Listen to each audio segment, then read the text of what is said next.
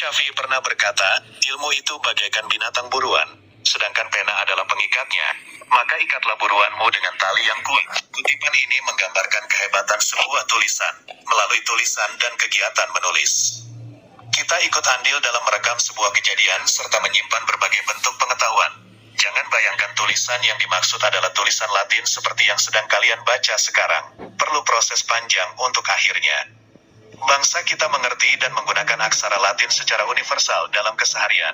Dengan bentuk negara kepulauan yang dihuni lebih dari 300 kelompok etnis dengan lebih dari 750 bahasa daerah dan dialek, sangat memungkinkan jika dahulu banyak pula variasi tulisan yang digunakan. Kita tidak akan tahu sejarah bangsa jika tidak ada tulisan yang ditinggalkan.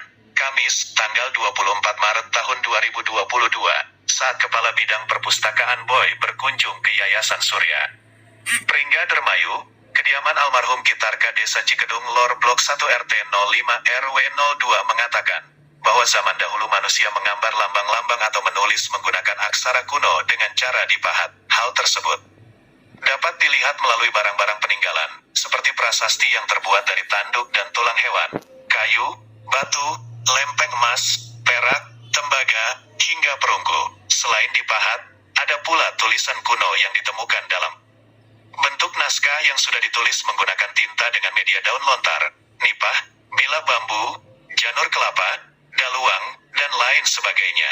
Tak sampai di situ, untuk menyajikan sebuah naskah yang mudah dibaca, terlebih oleh masyarakat umum, harus dilakukan proses transkripsi dan transliterasi naskah terlebih dahulu. Transliterasi berarti menyunting sebuah teks dari satu jenis tulisan ke tulisan lain, huruf demi huruf, dari abjad yang satu ke abjad yang lain, seperti dari aksara Jawa ke Latin. Sedangkan transkripsi berarti kegiatan alih ejaan, dengan tujuan menyarankan lafal bunyi unsur bahasa yang bersangkutan, naskah kuno yang telah berhasil diidentifikasi semua unsurnya, hingga dapat diketahui pengarang, waktu penulisan, tempat penulisan, usia naskah, serta telah ditranskripsi dan ditransliterasi, akan lebih baik jika kemudian didigitalisasi. Digitalisasi naskah ini bertujuan untuk mengamankan naskah agar tidak punah rusak atau hilang. Selain itu, digitalisasi ini mempermudah akses untuk pembacaan naskah. Seseorang yang ingin membaca sebuah naskah kuno, tidak perlu pergi ke perpustakaan atau museum, karena versi digitalnya sudah dapat diakses sendiri dari rumah. Melalui naskah-naskah kuno, manusia dapat belajar dari masa lalu, dapat meniru ajaran baik yang ditinggalkan dan mencegah melakukan keburukan seperti yang diceritakan, sehebat apapun. Ingatan akan memudar termakan usia, tapi satu bait tulisan akan tetap utuh tak menua. Media Informasi Nasional melaporkan.